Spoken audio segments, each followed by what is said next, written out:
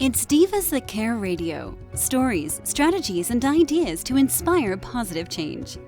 Welcome to Divas That Care, a network of women committed to making our world a better place for everyone. This is a global movement for women, by women, engaged in a collaborative effort to create a better world for future generations. To find out more about the movement, visit divasthatcare.com after the show. Right now, though, stay tuned for another jolt of inspiration. We're back. We're here to play the amazing Emotion Commotion game, which is so much fun and an amazing, amazing Christmas gift. And here's why.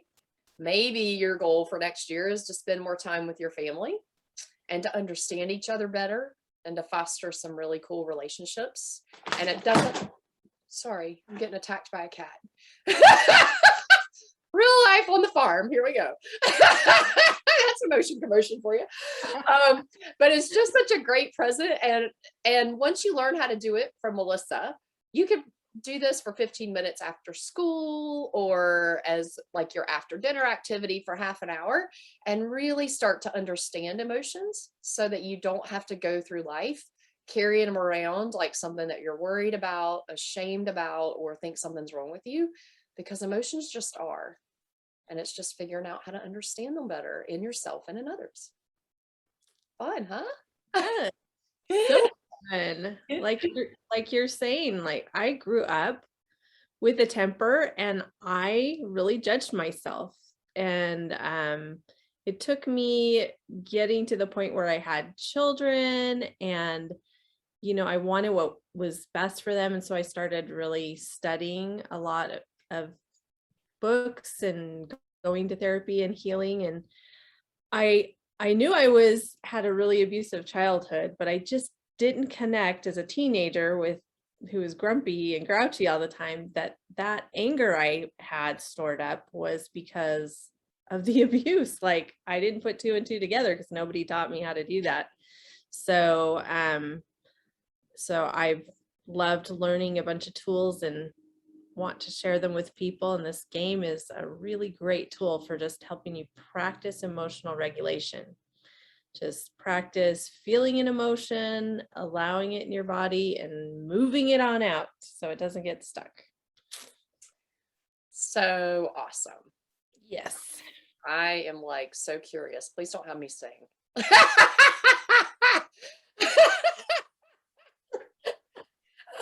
All right. We'll see what the cards that I have face up to me to say about that. Maybe we'll start you on a song. Okay, how about that? Would you like to I think you would like to either, do you want a choice? You pick. All right, we'll start with something easy. Okay. You're dancing. The Emotion by Dancing. Yes, Excellent. man. All right. And then should I give you easy or a hard one? Whatever you want to do. And if you're online and you want to guess instead of know the emotion, you need to close your eyes. And we'll tell you when to open them. Don't Close your eyes. Okay. Here we go. All right. You can open your eyes now. I'm going to dance an emotion. Dance. Just an easy one to start you off with today. There's so many emotions that are similar to that one. I'm trying to, you know what I mean? Mm-hmm. I get attacked again. I'm telling y'all, I'm getting attacked by everything around here. Okay. I don't know how to dance, by the way. I was wanting a happy one because I do a happy dance like all the time. Great.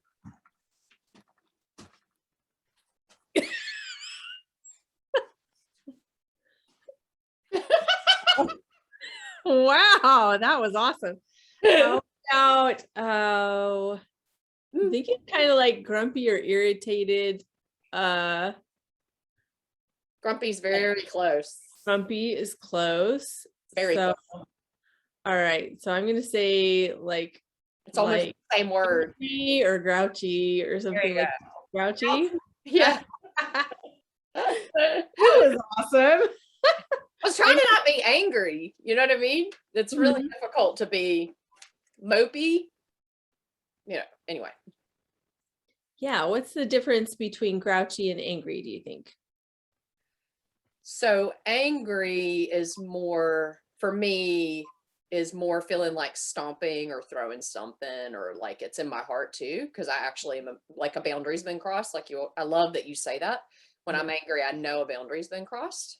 Mm-hmm. I used to call it an irrational emotional reaction. And I know that's like probably whatever, but if something happens and my response to it is like that, I know a boundary's been crossed. So then it's kind of like, instead of just staying in this and justifying my feelings, I'm like, okay, this is interesting. Let's approach this with curiosity and start to figure out where that came from. And it's Mm-hmm. always something that goes back to when, a while we've just carried it. Because when you're a little person and something happens and you don't like it, that fight or flight kind of kicks in. And then you tell yourself a story. But because you're little, I think emotions, this is just my theory, and you could tell me if I'm wrong, but emotions are kind of like the same size. And when you're a little person, it's like really big. And then it just, it comparative to your body size. And then you carry this thing because you've like decided and you've made up this story. And then you just keep, every time somebody else does it, it justifies your story. And you're like, see, I told you, blah, blah, blah, don't do that. Or if you do this thing, this other thing is going to happen that's really bad. And it just gets bigger and bigger and bigger and bigger. And then you like blow up over something silly. Yeah. I do it and then I'm like, where'd that come from? That's so weird. Yeah. Like when we're talking about anger, I got hit in other things a lot when I was younger and couldn't defend myself. So when I would be either playing around with my kids or they'd just be sitting next to me or something and they'd accidentally elbow me, they could be like 2 or 4 years old. At the second that they elbow me, I'm just like, I want to kill something, because now that I'm older, I can protect myself, right? But I don't want to hurt my kids. I could always stop that, but my first reaction would just be like over the top fear and anger, which was crazy, but it had built up over all of this time. And when I get hurt out of the blue, that's like my reaction. I don't have that so much anymore because I worked on it, but it would be nuts. I'd just be like, where did that come from? Mine So is the schedule. If somebody comes in and they assume that they can just take over my time, do you know what I mean? mhm. And they don't mean it. They're not going, I'm just going to go in and mess up her time, because it's like my grandparents, they love me to death and I love them to death. Do you know what I mean? But Yeah. they'll just be asking me to do something because they love me and I'm the first person they come to, and I'm like, how dare you? I'm so busy. I'm like, where did that come from? Like, what is your problem? And then I realized it's all related to the same oldest child had to be the one who did everything. And so I run a really tight schedule. I stick too much in. I assume I have to do everything. And then one little tiny thing, even from someone I love that it's really small, all of a sudden it was the straw, and I just like flip and lose it. And I'm like really mad. And I have to, now I know what it is. So I go for a walk with Father God or take 15 minutes away. And I'm just like, what has me so aggravated? And I write it down, and then he helps me. Like it says that the Holy Spirit speaks groanings too deep for us to understand. So he could actually, we sometimes just, you feel like you've just got all these emotions going on and all this stuff. And sometimes, trying to surrender is hard and you can't figure it out. And you feel like these conflicting voices in your head, and just taking that to God and being like, well, I feel like I'm way off. I just need your help because I got nothing. It helps so much. And I love when you're talking about, you just know now to like talk to God or to take a walk. Those are ways of getting that feeling, which emotions are just feelings in our bodies, that feeling out. So then you can, like you said, go and look at it, figure out what's going on, what the message is from that emotion. A lot of times, like I've spent a lot of my life in my head, just logicking things out.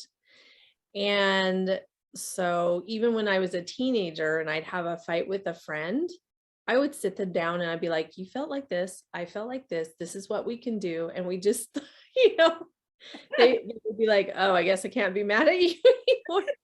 And I thought, hey, that's so cool. I can, you know, logic my way out of, not out of things, but, you know, figure it out. But I would skip over that part where I allowed myself to feel it. So sometimes it's still getting stuck because I'm not validating myself. I'm not just accepting I felt an emotion. I'm quickly turning from, oh, don't want to feel that emotion, or I don't like that emotion, so it's not cool that I'm an angry person, you know, right now. So I would think it through, but not just honor that I had this feeling in the body and it's just a feeling, and let's move it on out physically. And so I just have stored up emotions in my body over time. It's not good for you. It's not. It'll make you sick. Yes. I've had a torn up stomach my whole life because that's where all my stress went. Mm-hmm. Yes. Now I can feel it, you know, when it starts to get all like that feeling deep down in the pit of my stomach. I'm like, oh Lord, okay, what is that? Help me. Mm-hmm. You know? Yeah. That's awesome. And that's what emotions are for. They're messages, and they help us move forward. Like if we didn't feel emotions, then we probably wouldn't strive to get better, avoid things that are painful. Yeah. We'd just be hanging out, doing whatever.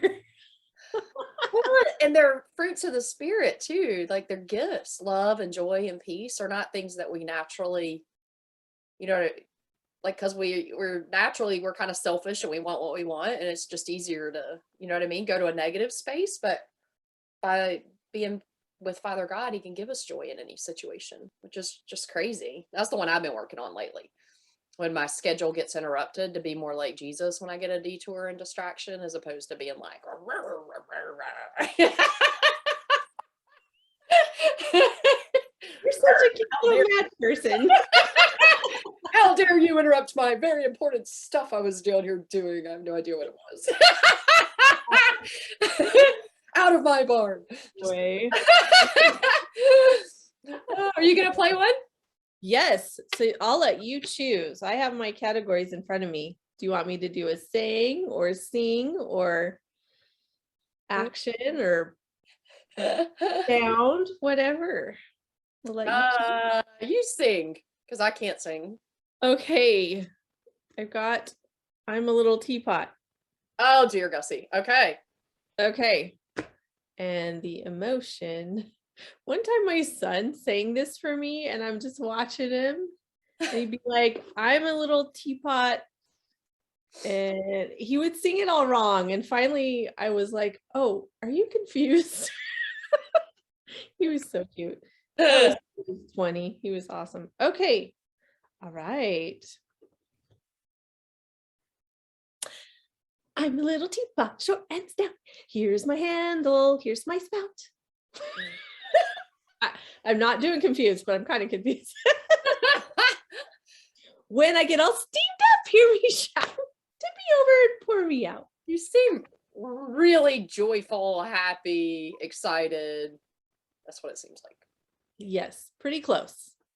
Not yet. Not the right one though. Nope.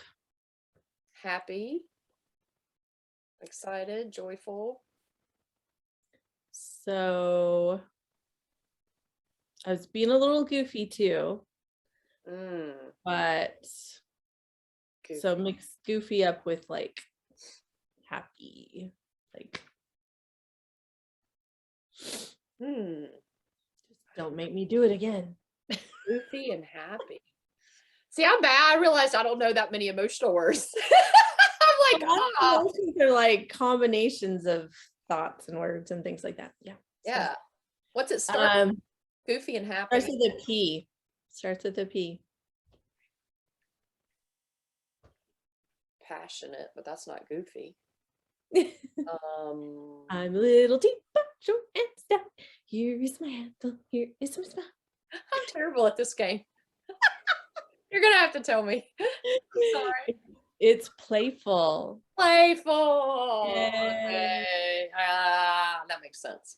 So there's a TED Talk that says that there's 34,000 words for emotions. So it's not unusual for us not to have the right emotion on the tip of our head, but there's a lot of synonyms for like emotion. So I love that this game helps us expand that emotional vocabulary, which we really need. All right. You get to make the sound of a pig. Okay. At least I know what that is. I know. And it's this emotion. Whatever that is. Hmm. Hmm.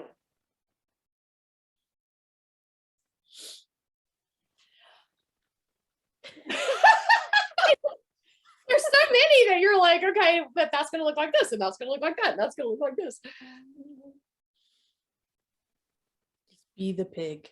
Oink, oink, oink, oink, oink, oink, oink, oink, oink, oink, oink, oink.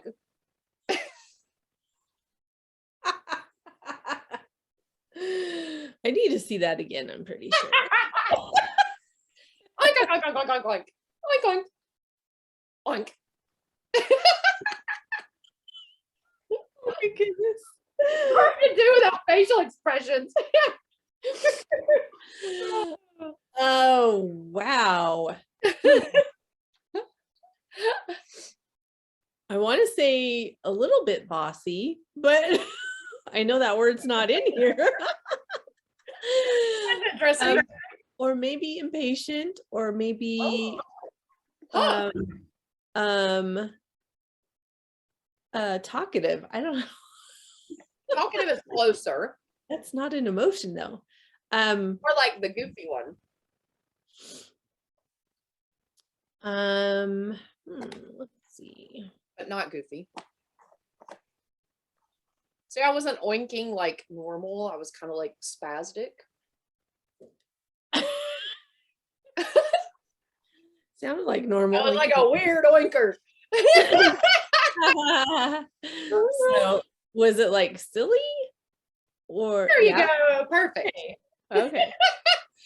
And it's really hard because I was like, well, am I peppy, or you know what I mean? Yeah. It's hard to get that, like with yours, playful. It's hard to get that goofy piece in it. Mm-hmm. Mhm. Yeah. Yep. Right. All right. I'm going to show an emotion just by using my mouth. Oh, okay. So let's see what emotion that ends up being. This might be trickier. Okay. So it's kind of hard to keep the rest of my face out of it, but I'll try. We'll see. Okay. Paying attention. That was it. Pout, Mm. tired, exhausted. Kind of close. Tired. That's not an emotion. Yeah, but you're in the ballpark. Bored. Exasperated. No, but Annoyed. it starts with an R. An R emotion? Mm-hmm. Man, I need an emotional vocabulary. I am bad at this game. Well, and if I'm just doing it with my mouth. So I'll try to do it with my whole face, okay? Okay. So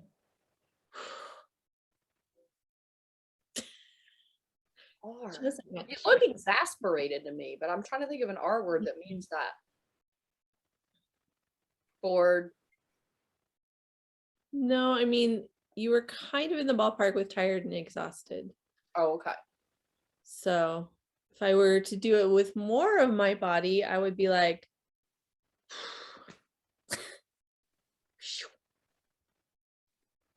It's like worn out, but I don't know an R word. I have to tell you a story about this word. Uh, It is relieved. oh, okay. Okay. So it's one of the harder words. One time I was in my class full of like 3rd to 8th graders, and I had to use just my legs for that word. So guess what I did? The word relieved. I had my little legs like crossing, and then I was like, oh, that's good. Did they get it? so it's yeah, it's That's a interesting. hard word.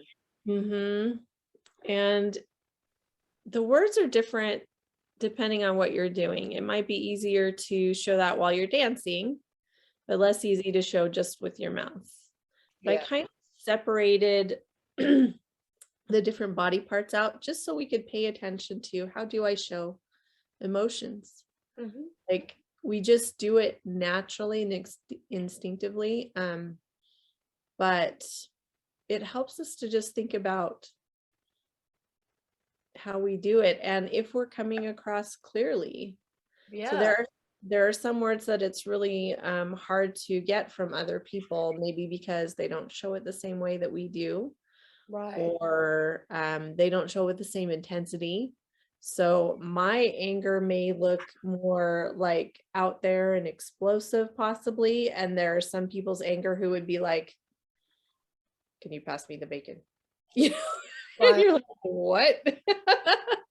You know, and there's no right or wrong. It's what we've learned, and it's great to tune in to others and figure out like how they express their emotions so we can understand them better.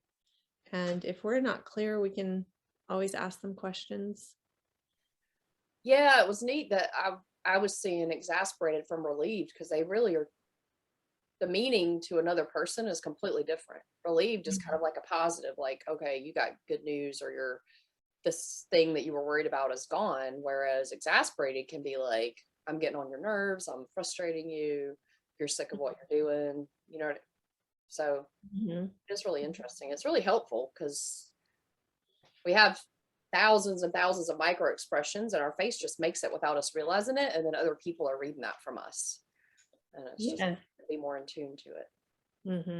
And there are people like me that show a myriad of expressions all the time.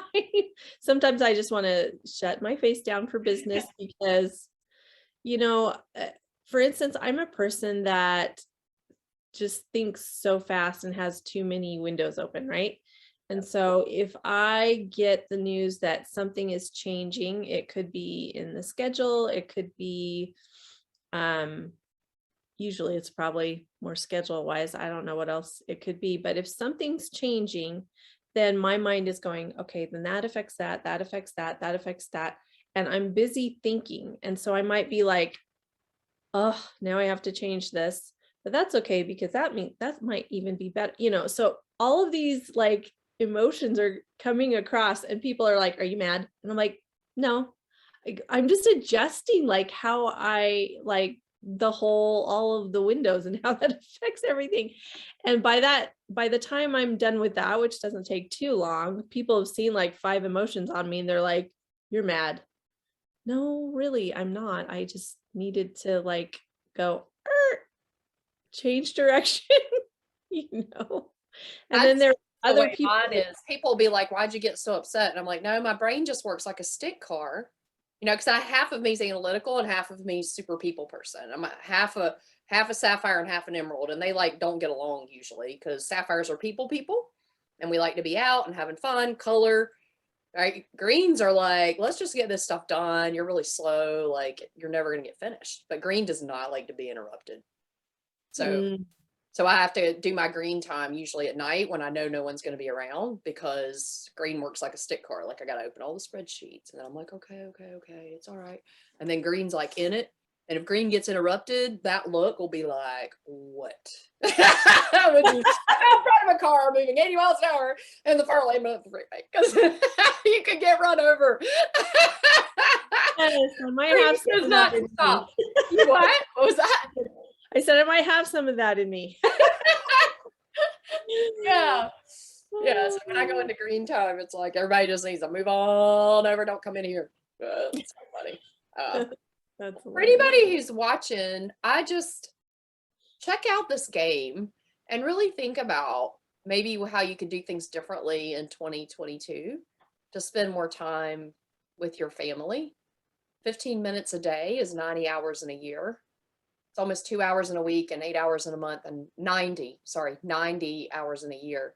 Just think about how your relationships will be different with your family if you spent an extra 15 or 30 minutes a day just getting to know each other and talked openly about emotions. How much better would your kids do in school and be able to handle life if they didn't go around carrying anger, frustration, feeling like they were weird, like Melissa and I have done most of our lives. I didn't start becoming emotionally adept until I was 45. I'm almost fifth level now. When did you start waking up to emotions? When I was a young mom, I think, as far as like really looking for solutions,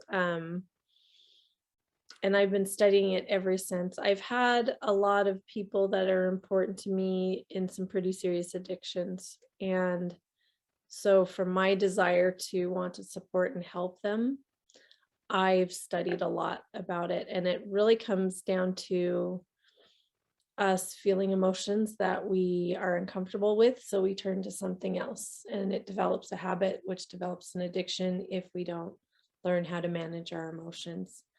So I really am focused on preventing the addictions and the suicide, the depression, the anxiety that's going around, because I've lived through some pretty painful experiences. My father was an alcoholic as well as addicted to other things that just ruined our relationship, and just made it a rough start, in my life. But there's just a lot of people that don't know what to do with their emotions because they were never taught and their parents were never taught. And I want to change that. I want to open up the discussion. I want to help us to just get used to showing our emotions and allowing them and not judging them, because then we don't judge others in their emotions. And if we can find tools that help us get those emotions out in healthy, positive ways, we're going to be so much healthier. Yeah, when I was a kid, it was like we're all taught to stay inside the lines, stay on the rails, be like everybody else, don't act out, don't, and so it causes us to kind of shove emotions down, deep down, put that down. Nobody wants to see that. Nobody wants to hear about it. But if you go ahead and just be like, it's just how I feel, it's the way it is, and make it okay, then you can let all that out and not carry it around like a big bag of rocks you're dragging around through your whole life. Seriously. Oh, this is so fun. Well, I've put the link for the game. It's emotioncommotiongame.com. And I am friends with Melissa. If you'd like to reach out, know her better, just you can put a comment down below or start a chat with her and add her as a friend on Facebook. She's an amazing lady. And I just love how you're so clear and open and I don't know, straightforward about emotions, and it just makes it really simple for people to kind of grasp and understand. Because when we don't, it comes out in weird ways. It does, ways that hurt us or hurt other people. Yeah, we want that connection. Yeah, for sure. Well, I appreciate your time today, and we're going to be doing several of these just because I think they're really fun. So catch it, share it. And thank you so much for having me on. Like, I always love my time with you. It's so much fun. I always learn. All right, everybody, have a blessed day. Thanks for listening. This show was brought to you by Divas That Care. Connect with us on Facebook, on Instagram, and of course on divasthatcare.com, where you can subscribe to our newsletter so you don't miss a thing.